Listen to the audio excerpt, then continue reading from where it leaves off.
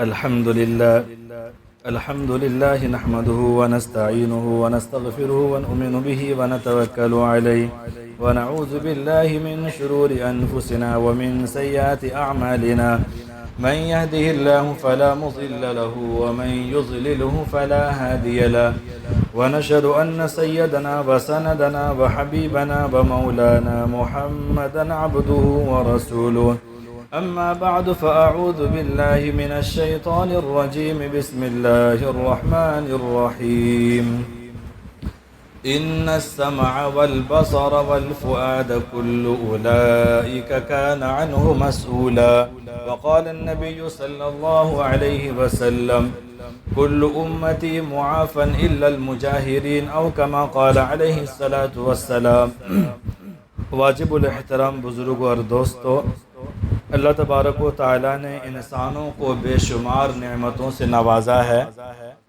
بہت ساری نعمتیں وہ ہے جو بظاہر دکھتی ہے، جیسے کہ مال ایک نعمت ہے، صحت ایک نعمت ہے، اولاد ایک نعمت ہے، خاندانوں کا محبت کے ساتھ مل کر کے آگے بڑھنا یہ بھی ایک بڑی نعمت ہے۔ تو بہت ساری نعمتیں اللہ تعالیٰ نے انسانوں کو عطا فرمائی ہے۔ دو نعمتیں ان میں ایسی ہیں جو ایک بار ہاتھ سے نکل جائے تو اگر ہم ساری دنیا کی طاقتیں جمع کر لیں، کوششیں لگا دیں، ایڑی چوٹی کے زور لگا دیں تو ان دو نعمتوں کو ہم کبھی بھی واپس نہیں لا سکتے۔ ان میں سے ایک ہے وقت اور ایک ہے جوانی۔ وقت ایک بار گزر گیا، آپ لاکھ کوشش کر لیں وہ وقت دوبارہ نہیں آئے گا۔ ایک بچہ 1 سال تک نیٹ کے ایگزام کی تیاری کیا، تیاری مکمل ہو گئی، اپنے اوپر یقین تھا کہ میں اس بار بہت زیادہ اعلیٰ نمبرات سے آگے بڑھ جاؤں گا، لیکن جس گاڑی پر بیٹھا وہ گاڑی ایگزام ہال تک پہنچنے میں 5 منٹ لیٹ کر دیا۔ دروازے پر پہنچا تو تالا لاک ہو چکا تھا، واپس آ گیا، اندر نہیں جا سکا۔ اس سے پوچھی، وہ بتائے گا وہ 5 منٹ کی کیا اہمیت تھی۔ وہ دوبارہ پورا سال گزر جائے، زندگی گزر جائے، اس وقت کو واپس وہ نہیں لا سکتا ہے۔ یہ وقت بہت بڑی نعمت ہے۔ اسی کے ساتھ ایک ہے جوانی۔ ایک بار جوانی ڈھل جائے، دنیا بہت ترقی کر گئی، چاند تک پہنچ گئی، لیکن آج تک تمام دنیا کے ڈاکٹر بیٹھ کر کے کوئی ایسی دوائی نہیں بنا سکے کہ جو کھانے کے بعد بوڑھے کو کھلا دے تو جوانی واپس آ جائے۔ ایسی دوائی آج تک دنیا میں نہیں بنی ہے۔ یہ جوانی ایسی نعمت ہے جو ڈھل جائے، دوبارہ آپ لاکھ کوشش کر لیں وہ جوانی واپس نہیں لا سکتے۔ اسی لیے پیارے آقا صلی اللہ علیہ وسلم نے موقع بموقع امت کو ان دو نعمتوں کی طرف توجہ دلایا۔ فرمایا نعمتان مغبون فیہما کثیر من الناس الصحت والفراغ۔ پیارے آقا نے فرمایا کہ دو نعمتیں ایسی ہیں کہ اکثر انسان دھوکہ کھا جاتے ہیں۔ ایک ہے صحت کی نعمت، ایک ہے فراغت، فری وقت کی نعمت۔ صحت کے زمانے میں عیاشی کرتے ہیں، جب بستر پر لیٹ جائے تو اس وقت کو یاد کرتے ہیں، کاش کہ میں جوان تھا، محنت کر لیا ہوتا اور کچھ کما لیا ہوتا تو مصیبت کے وقت میں کام آتا، لیکن افسوس کرنے سے وہ وقت دوبارہ لوٹ کر کے نہیں آتا۔ ایسے ایک آدمی فری ہے، بہت فری ہے، وہ عبادت کر سکتا ہے، صلہ رحمی کر سکتا ہے، پریشان حال کی مدد کر سکتا ہے، مریضوں کی عیادت کر سکتا ہے، لیکن نہیں کرتا۔ پھر ایک وقت ایسا آتا ہے کہ وہ اتنا بیزی ہو جاتا ہے کہ فیملی کے ساتھ کھانا کھانے کے لیے ان کے پاس وقت نہیں ہوتا۔ پھر وہ سوچتا ہے کہ کاش کہ فری وقت میں کچھ کام کر لیا ہوتا تبھی کام آ جاتا۔ تو نبی نے توجہ دلائی کہ یہ دو نعمتیں بہت اہم ہیں۔ پیارے آقا صلی اللہ علیہ وسلم نے فرمایا کہ تمام انسان اور جنات اولین و آخرین میدان حشر میں جمع کیے جائیں گے۔ ان الاولین والآخرین لمجموعون الی میقات یوم معلوم۔ حضرت آدم سے لے کر قیامت تک جتنے انسان آئیں گے، جنات آئیں گے، ان سب کو اللہ کے سامنے میں حاضر کیا جائے گا۔ اور حالات کیا ہوں گے؟ ما منکم من احد الا سیکلمہ ربہ لیس بینہ وبینہ ترجمان۔ اللہ تبارک و تعالیٰ تم میں سے ہر ایک سے بات کرے گا، اللہ اور بندوں کے بیچ میں کوئی تیسرا ترجمان نہیں ہوگا۔ براہ راست اللہ سوال کریں گے اور ہر آدمی سے اللہ 5 سوال کریں گے میدان حشر میں۔ پیارے آقا نے فرمایا لا تزال قدم ابن آدم یوم القیامت حتی یسأل عن 5۔ جب تک ہر آدمی 5 سوال کا جواب نہ دے، اللہ تعالیٰ کے سامنے سے اس کا قدم ہل نہیں سکتا۔ اللہ سوال کریں گے، اسے پتا ہے کہ ہم نے کیا کیا، ان کے پاس ریکارڈ ہے، ہم جھوٹ نہیں بول سکتے، وہاں پر ہم دھوکہ نہیں دے سکتے، ہماری ذہانت وہاں کام نہیں چلے گی۔ ایسے مومنٹ میں اللہ تعالیٰ سوال کریں گے 5، ان میں سے 2 بڑا سوال ہوگا۔ پہلا سوال یہ ہوگا عن عمرہ فیما افناہ، ہم نے تمہیں لمبی زندگی دی تھی، یہ کہ لمبا وقت تھا، اس کو تم نے کیسے گزارا، وقت کے بارے میں سوال ہوگا۔ اور دوسرا سوال ہوگا وعن شبابہ فیما ابلاہ، ہم نے جوانی دی تھی، اس جوانی کو تم نے کس کام میں ضائع کر دیا، کس کاموں میں خرچ کیا۔ تو یہ میدان حشر میں جو 2 سوالات ہوں گے ان میں بھی یہ 2 اہم سوال ہیں، ایک ہوگا وقت کے بارے میں اور ایک سوال ہوگا جوانی کے بارے میں۔ ہم ابھی فتنے کے زمانے سے گزر رہے ہیں، ابھی ہمارے سماج میں ایک بڑا فتنہ رونما ہوا ہے جس میں مسلم سماج کا اکثر نوجوان مبتلا ہے، اور وہ فتنہ ہے موبائل میں ریلز کا، شارٹ ویڈیو کا فتنہ، اور یہ بہت خطرناک فتنہ ہے، ایک میٹھا نشہ ہے۔ ایک نوجوان 5 منٹ کے لیے موبائل اٹھایا، انسٹاگرام کھولا کہ چلو ایک ریل دیکھ کر کے رکھ دیں گے، کیسے گھنٹے گزر جاتے ہیں اس کو احساس تک نہیں ہوتا۔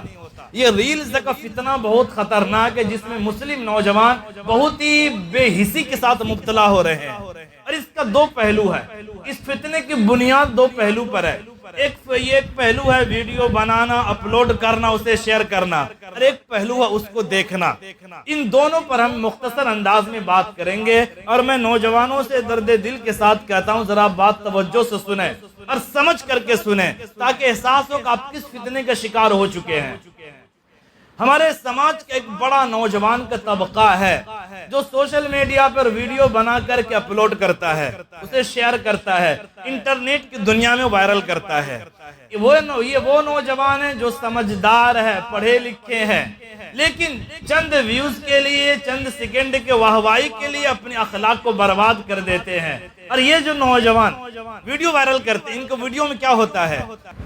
فلم کے بے حیائی کے منظر ہوتے ہیں، اسکرین پر ننگی لڑکیوں کی تصویریں ہوتی ہے، بیک گراؤنڈ میں میوزک ہوتے ہیں، موسیقی ہوتی ہے، اور اس کو وائرل کر دیا جاتا ہے۔ اس کو ویوز مل گئے، لائکس آ گئے، وہ خوش ہے، ماشاءاللہ۔ اس ویڈیو پر کئی لاکھ لوگوں نے دیکھا۔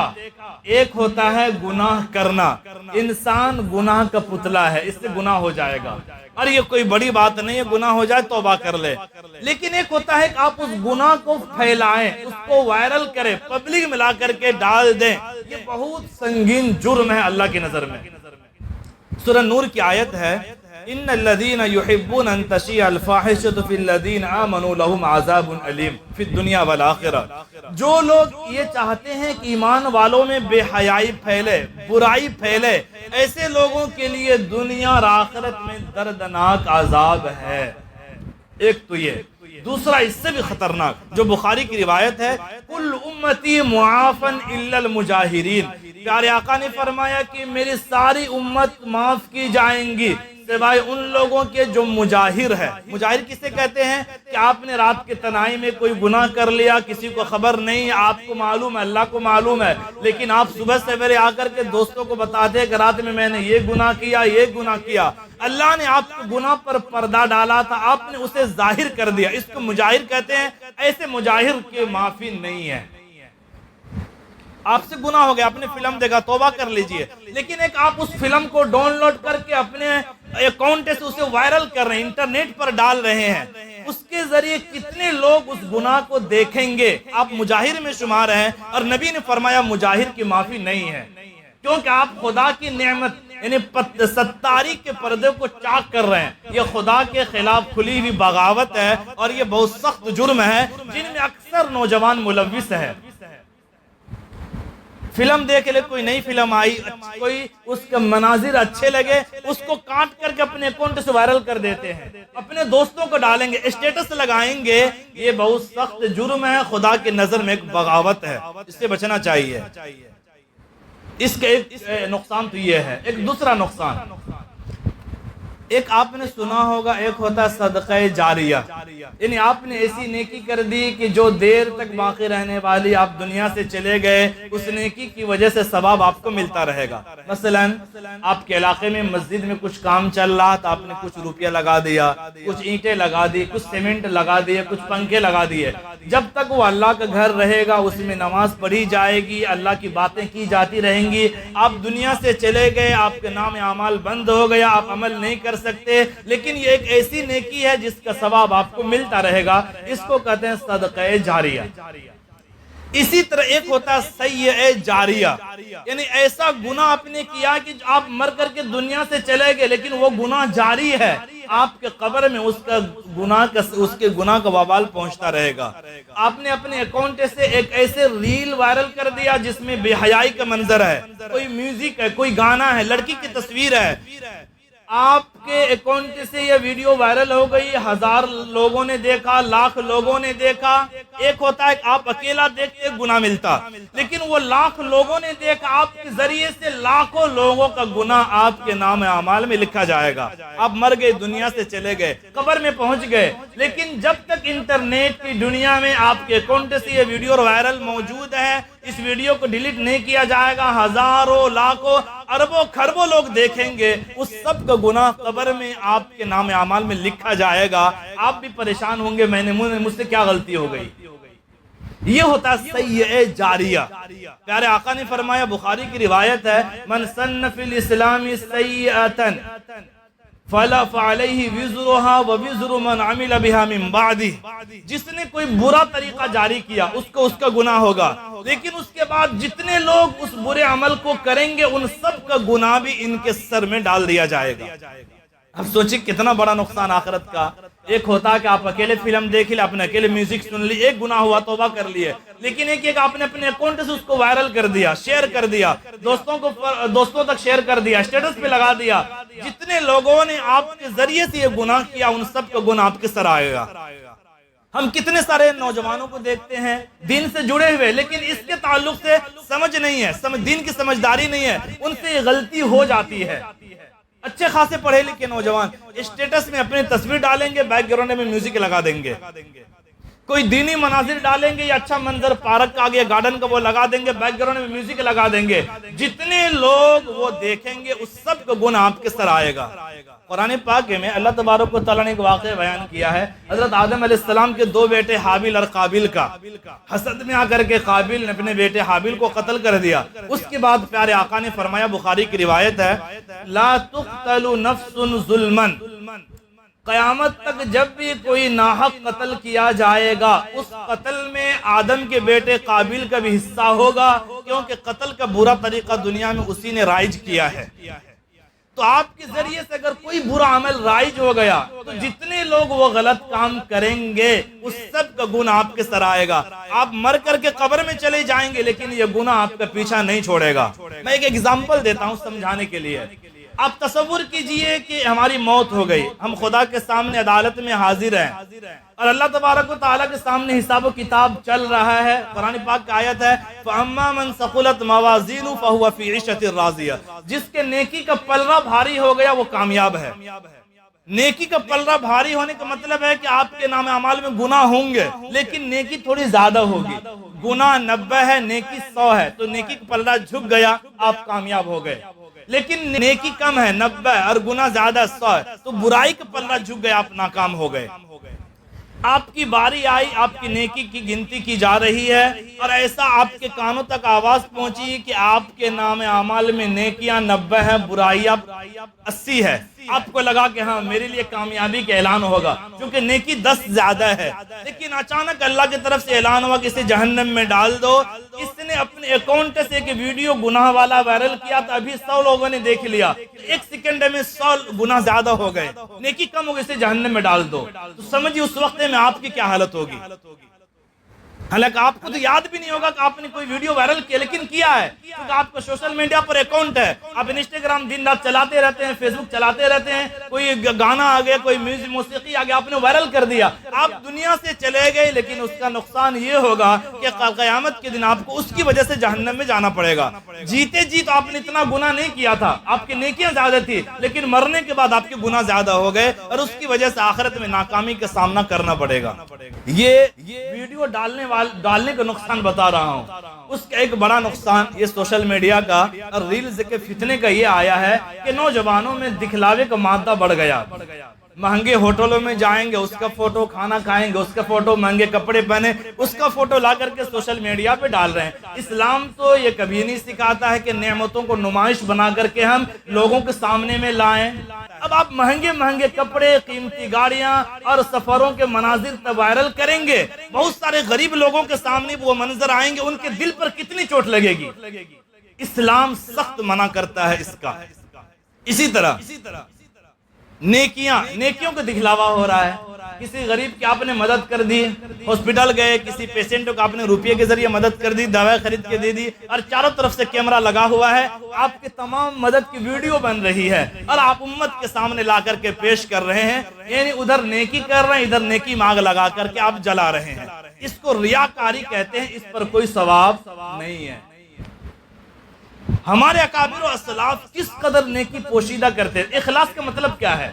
اخلاص کا مطلب یہ ہے کہ جس طرح آپ برائی کو چھپاتے ہیں کہ کسی کو پتہ نہ چلے میں نے رات میں کیا برائی کی، اسی طرح نیکی کو چھپانا، اس کو اخلاص کہتے ہیں۔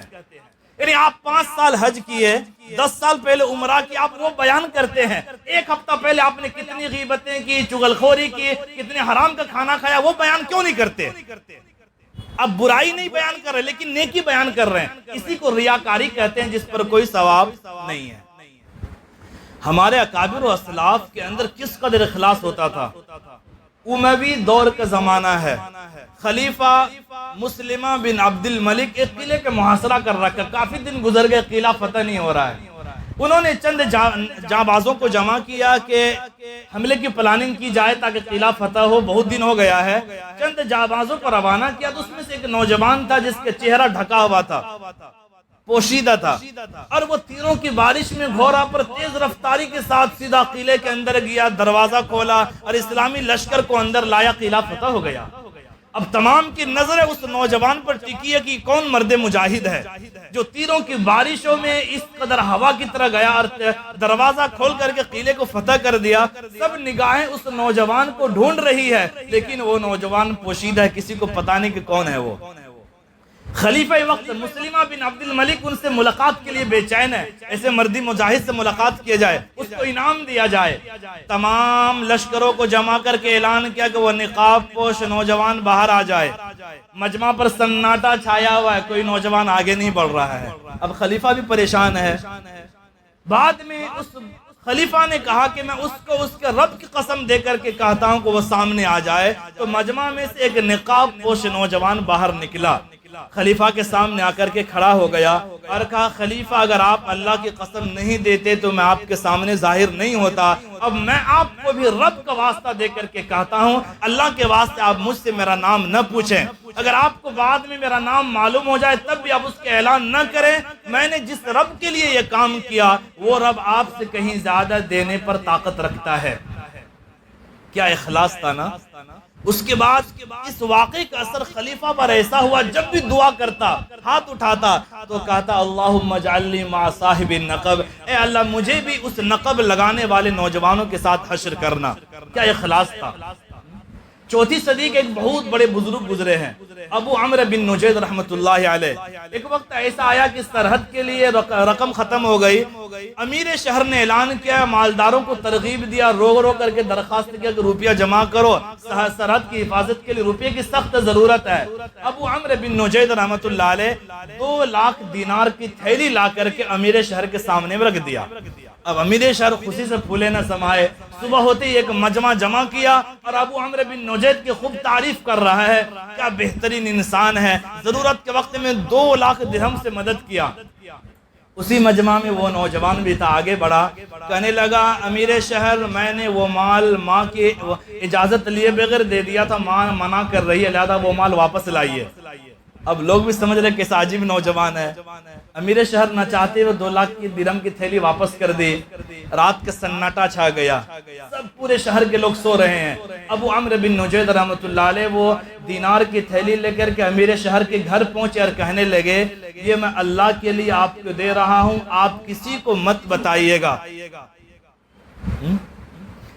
وہ امیر شہر رونے لگ گیا اور کہنے لگا ابو عمرو تم اخلاص کے کس بلند مقام پر فائز ہو۔ یعنی وہ اسلاف تک جو نیکی کر کے چھپاتے تھے اور ہم نیکی کر کے سوشل میڈیا پر وائرل کرتے ہیں، تو یہ تو ان لوگوں کا طبقہ ہے جو ویڈیو ڈالتے ہیں۔ سماج کے نوجوانوں کے ایک بڑا طبقہ ہے جو ویڈیو اس کے موبائل لے کر کے اسکرین اسکرول کرتے ہیں، ایک ریل کے بعد دوسرا، دوسرے کے بعد تیسرا، تیسرے کے بعد چوتھا، اور کئی گھنٹے ضائع کر دیتے ہیں، ہمیں احساس تک نہیں ہوتا۔ یہ میٹھا نشہ ہے نا، جو سوار ہو جائے تو آدمی کو پتہ ہی نہیں چلتا کتنا وقت گزر گیا۔ قیامت کے دن کامیابی اور ناکامی کا مدار اس بات پر اللہ رکھے گا کہ تم نے وقت کو کیسے استعمال کیا تھا، اور ہم کتنے سارے وقت کو ضائع کر دیتے ہیں۔ آج ہمارے سامنے میں اگر سب سے بیکار کوئی چیز ہے تو وقت ہے۔ نوجوانوں سے مجھے کیا کر رہے ہیں؟ ٹائم پاس کر رہا ہوں۔ کیا تمہارے پاس اتنا ٹائم ہے کہ اس کو پاس کرنا پڑتا ہے؟ ٹائم پاس کر رہے ہیں۔ مسلم بادشاہوں کے اندر بھی اتنی سمجھ بوجھ ہوتی تھی کہ وہ کبھی وقت کو ضائع نہیں کرتے تھے اور اپنے وزیروں کو تاکید کرتے تھے کہ کبھی بھی ایسا کام نہ کرنا جس سے دنیا اور آخرت کو کوئی بھلا نہ ہو۔ یہ مسلم بادشاہوں کا حال ہے۔ متاع وقت کاروان علم میں ایک واقعہ لکھا ہوا ہے۔ ہارون رشید رحمۃ اللہ علیہ کے دربار میں کرتب دکھانے والا آیا اور کہا بادشاہ سلامت آپ وزیروں کو جمع کیجئے، میں اپنا کرتب دکھلاؤں گا۔ بادشاہ نے کہا کون سا کرتب ہے؟ بولا پہلے وزیر کو جمع کیجئے پھر میں اپنی مہارت دکھلاتا ہوں۔ تو ہارون رشید نے مجمع جمع کیا تو اس آدمی کے اندر کیا مہارت تھی، ایک سوئی کو بیچ فرش میں رکھا، وہاں سے 10 قدم دور ہو گیا اور دوسرا سوئی اس سوئی کے سوراخ سے نشانہ لگا کر کے باہر نکال دیتا تھا۔ یعنی سوئی میں دھاگا نہیں گھستا ہے، وہ سوئی میں نشانہ لگا کر کے اس کے سوراخ سے دوسری سوئی نکال دیتا تھا، اور تمام وزیر تالی بجا رہے، واہ کیا مہارت ہے، کیا نشانہ ہے۔ کرتب مکمل ہوا۔ ہارون رشید نے کہا کہ اس کو 10 درہم دو انعام میں اور ساتھ میں 10 کوڑے بھی لگاؤ۔ تو درباروں نے کہا حضرت یہ تو عجیب بات ہو گئی، 10 درہم تو سمجھ میں آیا، کوڑے کیوں؟ بولا 10 درہم اس لیے کہ اس بندے نے بہت محنت کی، فن میں کمال حاصل کیا، اور 10 کوڑے اس لیے لگاؤ کہ اللہ کی دی ہوئی صلاحیتوں کو غلط کام میں ضائع کر دیا۔ کوئی اچھا کام سیکھ لیتا دین اور دنیا کا بھلا ہو جاتا، یہ سوئی میں سوراخ میں سوئی نکالنا کیا کمال ہے، اس سے دنیا آخرت کے کیا بھلا ہونے والا ہے۔ تو بادشاہ کو بھی اتنی سمجھ بوجھ تھی کہ غلط کام میں اپنی صلاحیتوں کو ضائع نہیں کرنا ہے، لیکن ہمارے نوجوان موبائل پہ بیٹھ کے کیا کرتے رہتے ہیں۔ اس کا ایک بڑا نقصان یہ بھی ہوتا ہے کہ آپ ویڈیو اسکرول کرتے رہیے، ایک وقت ایسا آئے گا کہ غلط مناظر سامنے آ جاتے ہیں، چونکہ ایک نشہ طاری ہوتا ہے دیکھنے کا، تو غلط مناظر آپ دیکھتے ہیں، بار بار بدنظری کرنے کی وجہ سے، میوزک سننے کی وجہ سے دل کے اندر جو ایمان کا نور ہے وہ ختم ہو جاتا ہے۔ پھر ایک وقت آتا ہے کہ نماز پڑھنے میں مزہ نہیں آتا، قرآن کی تلاوت میں مزہ نہیں ہے، دینی مجلس میں بلایا جائے تو ڈر لگتا ہے۔ یہ اس بات کی علامت ہوتی ہے کہ برائی اس قدر غالب آ گئی کہ اندر ایمان کا نور ختم ہو چکا ہے۔ یہ ریلز دیکھنے کا ایک بڑا نقصان ہے۔ اور تیسرا بڑا نقصان، انسان نفسیاتی بیماری میں مبتلا ہو جاتا ہے۔ ویڈیو اسکرول کرتا رہے گا، بڑے بڑے سیلیبریٹی کی ویڈیو سامنے آئے گی، ان کے مہنگے کپڑے، قیمتی گاڑیاں، اب آدمی دیکھ کر کے پریشان ہو جاتا ہے کہ دنیا کی ساری خوشیاں اسی کو نصیب ہے، میرے پاس تو کچھ نہیں۔ اللہ کے ہزاروں نعمتیں ان کے پاس موجود ہے، اس کی ناقدری یہاں سے شروع ہو جاتی ہے۔ ہم بہت سارے نوجوان جب اس طرح کے سیلیبریٹی کی ویڈیو دیکھتے ہیں تو باپ سے شکایت کرتے آپ نے میرے لیے کیا کیا ہے، اور ہماری بہنیں جب اس طرح کی ویڈیو دیکھتی ہے شوہر سے شکایت کرتی ہے آپ نے مجھے دیا کیا ہے، اور یہاں سے ناشکری کا ایک جذبہ پروان چڑھتا ہے، اور جس کی وجہ سے خاندان اور زندگی کے سکون تباہ و برباد ہو جاتا ہے۔ موبائل کوئی غلط چیز نہیں ہے، فائدے کی چیز ہے، اگر آپ اس سے دین سیکھیں، اس سے حلال روزگار کا طریقہ سیکھیں، لیکن ایک بڑا فتنہ ہے جب آپ اس کو غلط طریقے سے استعمال کریں۔ قرآن پاک کی آیت ہے ان السمع والبصر والفؤاد کل اولئک کان عنہ مسئولا، اللہ تعالیٰ تمہارے کان کے بارے میں پوچھے گا، تمہاری آنکھ کے بارے میں پوچھے گا، اور تمہارے دل کے بارے میں سوال کرے گا۔ اس لیے جب بھی آپ موبائل اٹھائیں تو اس آیت کو یاد رکھیں، ہم جو کچھ دیکھیں گے اس کے بارے میں پوچھا جائے گا، جو ہم سنیں گے اس کے بارے میں پوچھا جائے گا، ویڈیوز دیکھ کر کے جو دل کے اندر ہمارا جذبہ ابھرے گا اللہ تعالیٰ اس کے بارے میں بھی قیامت کے دن سوال کرے گا۔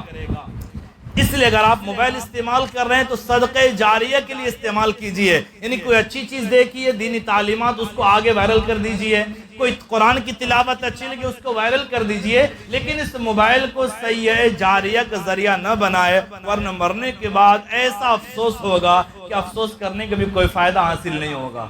اللہ تبارک و تعالی ہم تمام لوگوں کو اس طرح کے فتنوں سے بچ کر زندگی گزارنے کی توفیق عطا فرمائے۔ وآخر دعوانا الحمدللہ رب العالمین۔